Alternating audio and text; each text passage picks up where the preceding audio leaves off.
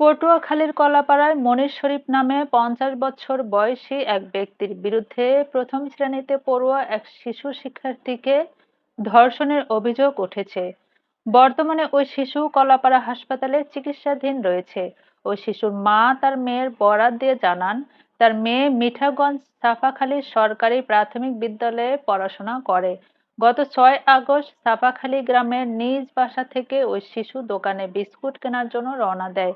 এ সময় প্রতিবেশী মনির রাস্তায় বসে শিশুটিকে পিছন থেকে মুখ চেপে ধরে তার ঘরে নিয়ে যায়। পরে ওই শিশুর মুখ গামছা দিয়ে বেঁধে জোরপূর্বক ধর্ষণ করে এবং বিষয়টি কাউকে জানালে মেরে খালে ফেলে দেওয়ার হুমকি দেয়।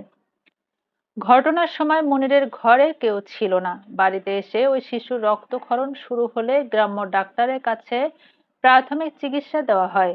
এতে সুস্থ না হওয়ায় পরবর্তীতে কলাপাড়া হাসপাতালে ২ দফা চিকিৎসা দেওয়া হলে সেখানেও রক্তক্ষরণ পুরোপুরি বন্ধ না হলে চিকিৎসকের সন্দেহ হয়। গতকাল রাতে ওই শিশুর মা শিশুটিকে জিজ্ঞাসাবাদ করলে সে ধর্ষণের বিষয়টি খুলে বলে। এ ঘটনায় আদালতে একটি মামলা দায়েরের প্রস্তুতি চলছে বলে জানান ওই শিশুর পিতা।